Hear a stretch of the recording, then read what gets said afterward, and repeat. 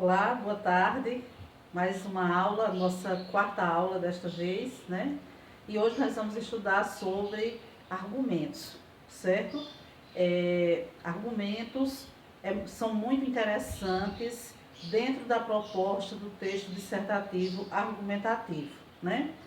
E é onde eu vejo que é onde os alunos mais têm dificuldade no texto, né? Justamente por quê? Porque às vezes falta a nós leitura, né? Conhecimento daquele tema, para que nós possamos defender a nossa ideia, certo? Então, sempre lembrando que nós precisamos ser leitores, né? E ser leitores de textos que venham melhorar o nosso conhecimento de mundo, o nosso vocabulário, tá? A nossa maturidade escrita, como por exemplo, artigos, certo? Artigos são gêneros muito bons para serem lidos, reportagens em sites confiáveis, certo? Então, ouvir palestras também, com palestrantes interessantes, inteligentes.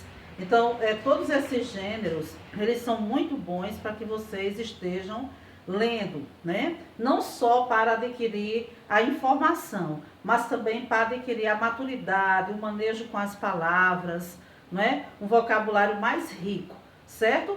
Então, os argumentos. O que vamos aprender nesta aula, tá? O que nós vamos aprender hoje? Nós vamos conhecer os principais tipos de argumentos, né? Nós sabemos que a maioria dos nossos alunos já sabem argumentar com base em citações, já sabem argumentar com base em argumentos concretos, né? Mas não basta ter as citações, é preciso saber usar as citações em seu favor.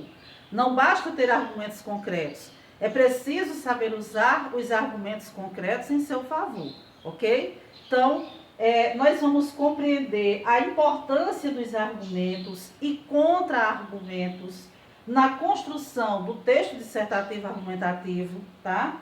E vamos fazer uso de diferentes argumentos e contra-argumentos na defesa de uma tese. Como fazer uso, né, de argumentos e contra-argumentos para defender a nossa tese, ok? Para que o texto fique bem articulado.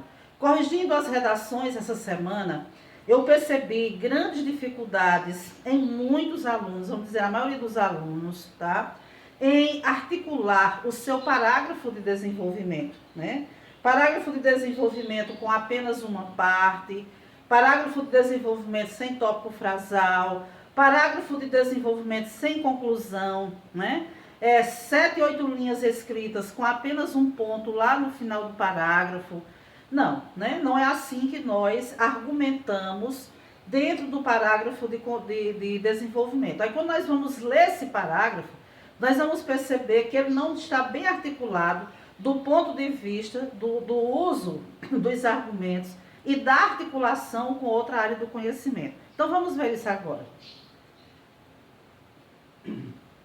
Veja, vamos ver esse texto, né?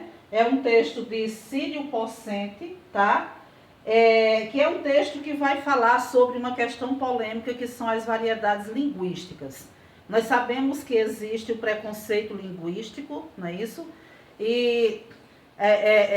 Mas sabemos também que existem as variações linguísticas, né?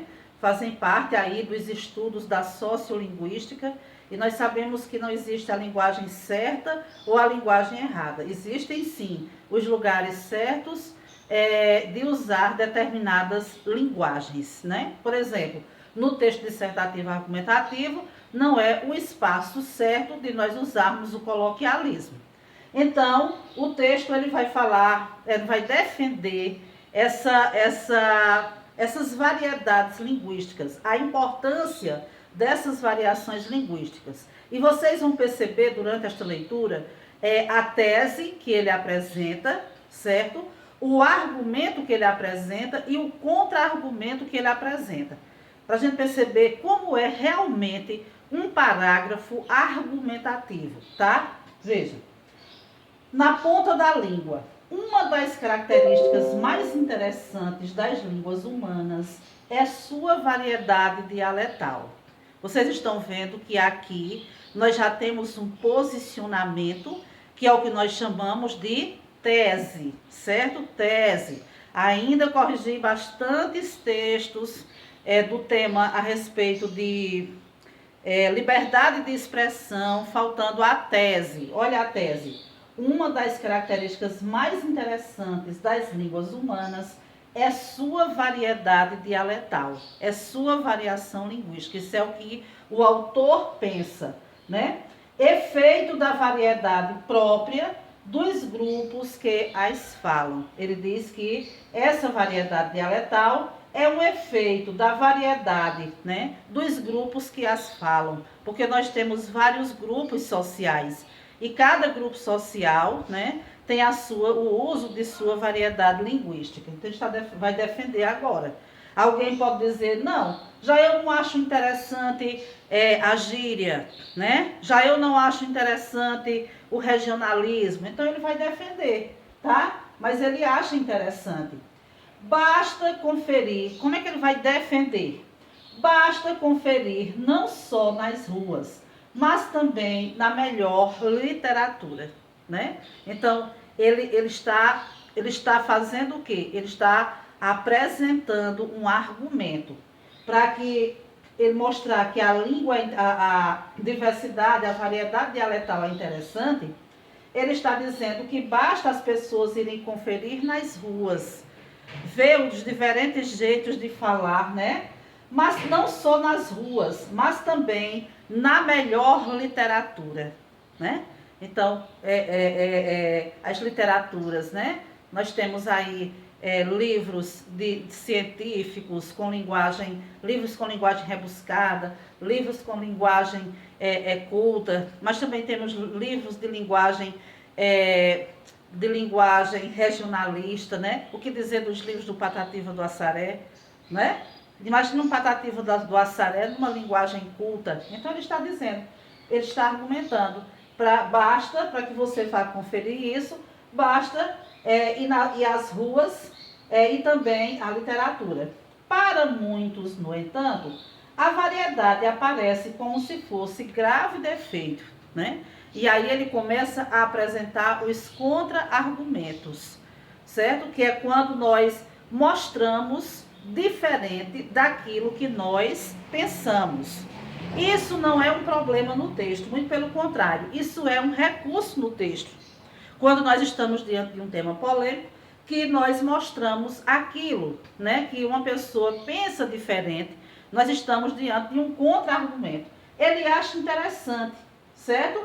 Mas ele diz, no entanto, a variedade aparece como se fosse para muitos, como se fosse um grave defeito, né? Então, qual foi o propósito dele? Mostrar que ele acha interessante.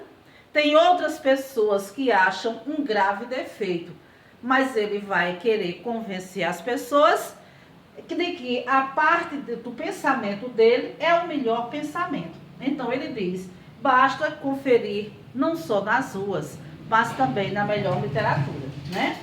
Para tratar essa questão sem histeria, como ele pensa que é interessante e alguém pensa que é um defeito, né? Aí, vamos tratar disso sem briga?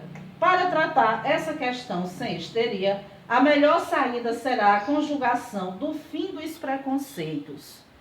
Aí ele diz, o que não se consegue por decreto. Ele, na argumentação dele, não se consegue vencer um preconceito por decretos, né? Mas sim, com o conhecimento adequado dos fatores da variação. Ou seja, ele está dizendo, é preciso conhecer adequadamente quais são os motivos, quais são os fatores, né, da variação, para que se possa realmente vencer os preconceitos linguísticos, tá? Então, ele, além de usar o contra-argumento de mostrar que nem todas as pessoas pensam como ele pensa, né? Acha que é um defeito, ele ainda mostra uma proposta, né? Uma espécie de saída. Como fazer para vencer os preconceitos sem histeria? Não adianta decreto, né? mas é preciso conhecimento, certo? O conhecimento adequado aos fatores da variação. Então, o que ele está querendo dizer? Que para aqueles que têm preconceito linguístico, falta-lhes conhecimento social, dos fenômenos sociais, para entender o motivo das diversas variantes linguísticas. Não é um bom argumento, né? Uma atitude seria necessária usar o mesmo critério para avaliar o comportamento do povão e dos bacanas, né? E aí ele aí no final, né, ele traz a conclusão dizendo que uma atitude seria necessária. Que atitude seria essa? Usar o mesmo critério, né? Conhecer a vida do povão e dos bacanas, né? Para saber porque os bacanas falam de um jeito e porque o povão fala de outro jeito. Conhecendo essa situação, essa questão social, percebe-se a importância, né? E o respeito que se deve dar às diversas variações linguísticas. Então perceba que é um texto pequeno, né, do Círio Pocente, um texto pequeno, mas que tem uma tese, tem argumentos e tem contra-argumentos. Aí você diz, eu sei dizer que as variações linguísticas são boas, são interessantes, mas eu não sei usar esse palavreado todo. Então esse palavreado todo, é como eu disse no início, minha gente, é leitura, né?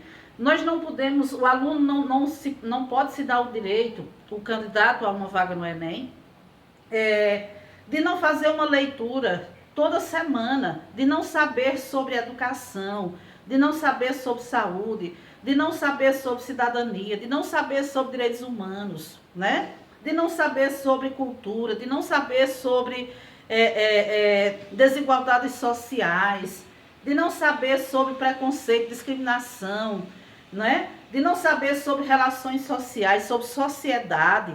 Então, tudo isso são temas que têm que estar no nosso repertório. Corram atrás, vamos correr atrás dessas leituras, ok?